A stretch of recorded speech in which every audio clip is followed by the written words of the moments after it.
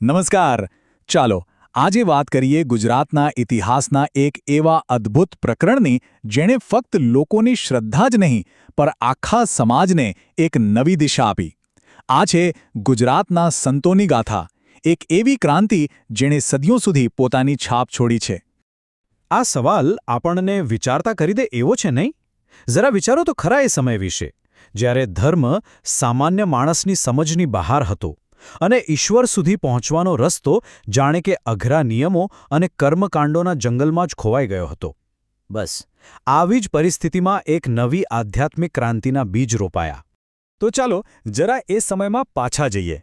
એ દિવસોમાં ખરેખર ધર્મનું સ્વરૂપ કેવું હતું અને એવા તો કયા કારણો હતા જેના લીધે એક મોટા પરિવર્તનની જરૂરિયાત ઊભી થઈ? જુઓ, એ સમયમાં ધર્મ સામાન્ય લોકો માટે જાણે એક કોયડો બની ગયો હતો. ઈશ્વર સાથેનો જે એકદમ સીધો, સરળ, પ્રેમભર્યો સંબંધ હોવો જોઈએ એ જાણે ક્યાંક નિયમો અને વિધિઓની મોટી મોટી દિવાલો પાછળ કેદ થઈ ગયો હતો. અને આ જ દિવાલોને તોડીને એક નવા, સીધા અને સરળ આધ્યાત્મિક માર્ગની ખૂબ જ જરૂર હતી. અને બસ આ જ જરૂરિયાતમાંથી જન્મ થયો ભક્તિ આંદોલનનો. એક એવી શક્તિશાળી આધ્યાત્મિક લહેર જેણે જોતજોતામાં આખા ભારતમાં ફરી વળીને ધર્મ અને સમાજની આખી વ્યાખ્યા જ બદલી નાખી. ભક્તિ આંદોલનનો આખો સાર, એનું સેન્ટ્રલ આઈડિયા જો એક શબ્દમાં કહેવો હોય તો એ હતો પ્રેમ. સંતોએ કહ્યું કે ઈશ્વરને પામવા માટે મોટા મોટા યજ્ઞો કે શાસ્ત્રોના જ્ઞાનની નહીં પણ ફક્ત સાચા દિલથી કરેલા પ્રેમ અને સમર્પણની જરૂર છે. અને સૌથી મોટી, સૌથી ક્રાંતિકારી વાત એ હતી કે આ સંદેશ એમણે પંડિતોની અઘરી સંસ્કૃતમાં નહીં પણ સામાન્ય માણસ સમજી શકે એવે એમની પોતાની બોલીમાં આપ્યો. હવે જુઓ, આ આંદોલનની એક મજાની વાત એ હતી કે એના મુખ્ય બે પ્રવાહો હતા.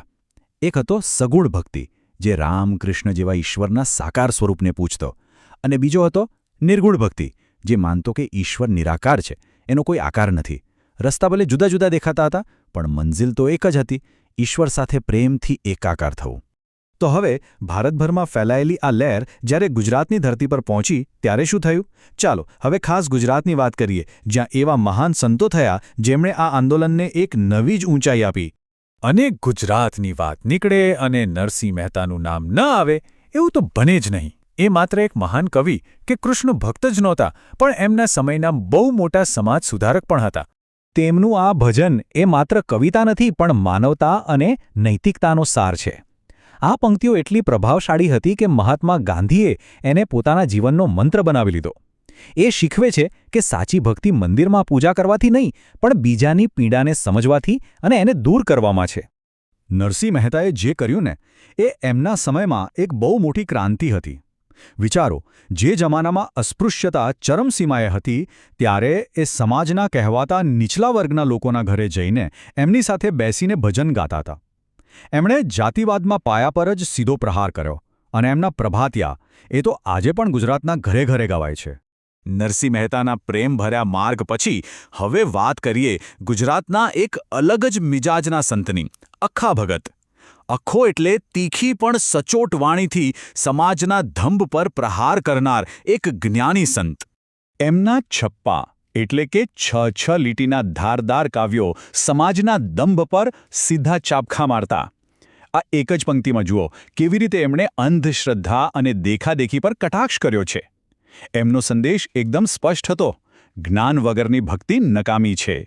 ભક્તિ આંદોલનની એક બહુ જ સુંદર વાત એ છે કે એમાં સ્ત્રીઓનું યોગદાન પણ એટલું જ મહત્વનું હતું. અને એનો કદાચ સૌથી શ્રેષ્ઠ ઉદાહરણ એટલે ગંગા સતી અને તેમના શિષ્યા, જે સંબંધમાં તેમના પુત્રવધુ પણ હતા, પાનબાઈ. આ ગુરુ શિષ્યની કહાણી તો અદ્ભુત છે.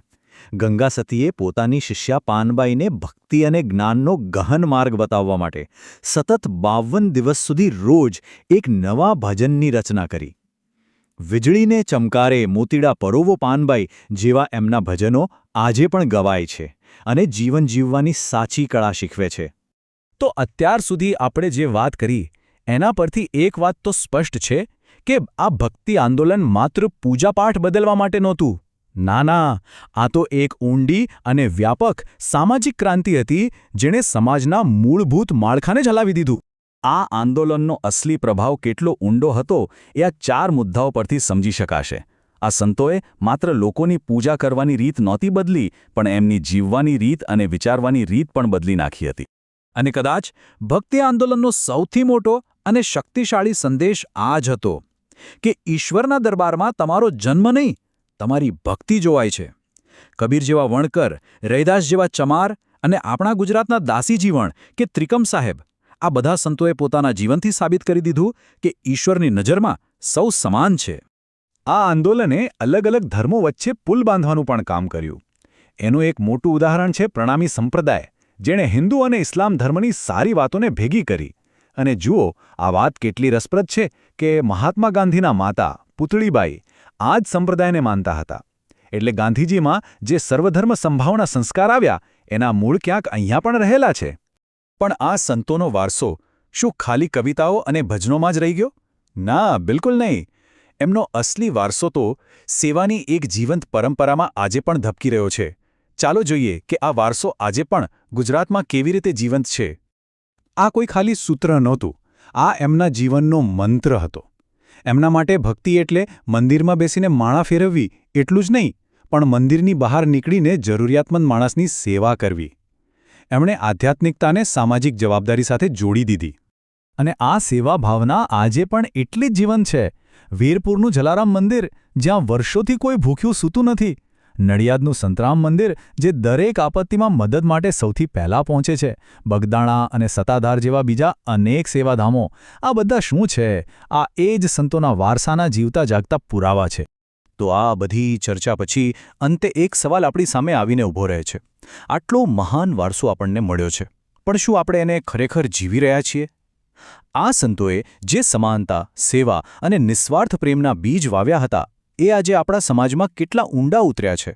આ એક એવો સવાલ છે જેનો જવાબ આપણે બધાએ પોતાની અંદર શોધવાનો છે.